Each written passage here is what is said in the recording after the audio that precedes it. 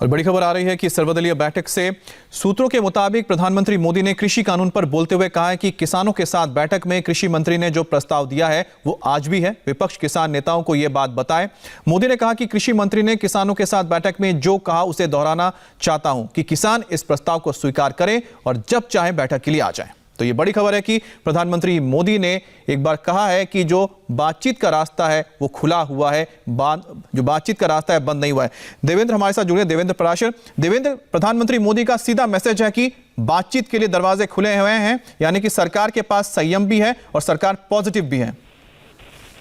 जी निश्चित तौर पर। और जब सर्वदलीय बैठक हो रही थी तो उस बैठक में बहुत सारे दलों ने जब कृषि कानूनों को लेकर जो आंदोलन चल रहा है ये मसला उठाया, तब उस पर बोलते हुए बैठक के अंत में प्रधानमंत्री नरेंद्र मोदी की जब बारी आई बोलने की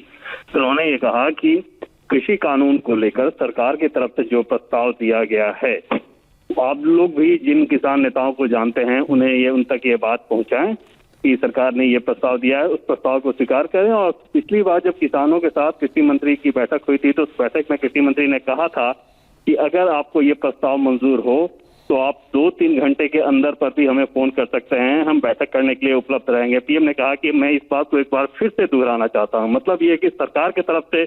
जो सबसे बड़ा प्रस्ताव दिया गया था कि 1.5 साल तक के लिए भी इस कानून को रोका जा सकता है और उस बीच में एक ज्वाइंट कमेटी बनाई जा सकती है। वो कमेटी एक एक पहलुओं पर विचार कर सकती है और उसके बाद इसके बाबत कोई भी फैसला लिया जा सकता है। ऐसी स्थिति में अब किसान आंदोलन का या किसानों के विरोध का कोई मतलब नहीं जब सरकार खुद ही उन बिलों को रोकने को, उस कानून को रोकने को तैयार है। तो जाहिर तौर पर प्रधानमंत्री नरेंद्र मोदी ने इस संदेश के मार्फत सभी दलों के नेताओं को यह समझाने की कोशिश की है कि अपनी तरफ से किसान आंदोलन को लेकर सरकार की तरफ से जो सबसे बड़ा प्रस्ताव दिया जा सकता था वो दिया जा चुका है। अब बारी किसान नेताओं की है, आंदोलन करने वाले किसान नेताओं की है कि वो इस प्रस्ताव को स्वीकार करें। देवेंद्र, एक चीज जो हमने देखी कि जिस तरह 26 तारीख को जो पूरी हिंसा हुई उसके बाद जिस तरह से जो विरोधी लोग हैं, विरोधी पार्टियां या फिर जो किसान नेता थे वो कहते थे कि सरकार का जो रवैया है वो अड़ियल है। लेकिन प्रधानमंत्री मोदी का सीधे आना और ये कह देना कि हम बातचीत के लिए तैयार हैं, दरवाजा खुला हुआ है, ये तो बिल्कुल उलट है जो वो बता रहे हैं।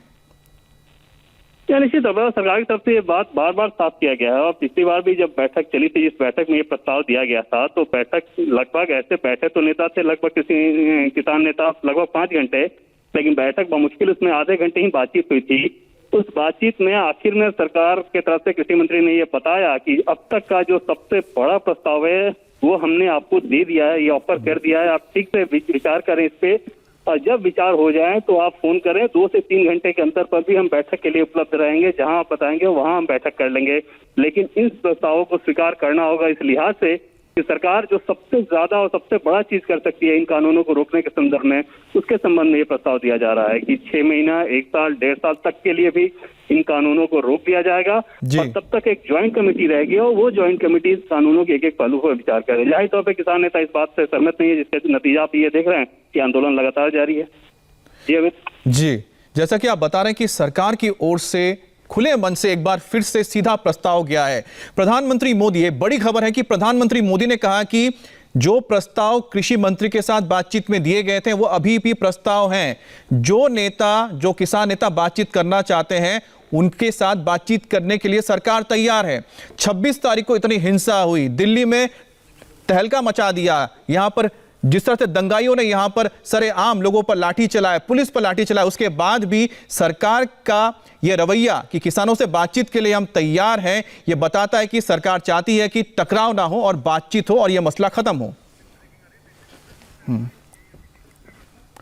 और इस वक्त की बड़ी खबर आपको बता देते हैं, सिंगू बॉर्डर, गाजीपुर बॉर्डर और टीकरी बॉर्डर, इन सभी जगहों पर इंटरनेट सर्विस बंद करने का ऑर्डर दिया गया है। 31 जनवरी की रात 11 बजे तक यहां पर इंटरनेट बंद रहेगा। तो इस वक्त की बड़ी खबर जो किसान आंदोलन से जुड़ा हुआ है और दिल्ली से जुड़ा है, गाजीपुर बॉर्डर, टीकरी बॉर्डर और सिंगू बॉर्डर, इन तीनों जगह पर इंटरनेट सेवा 31 जनवरी तक रात 11 बजे तक बंद रहने जा रही है।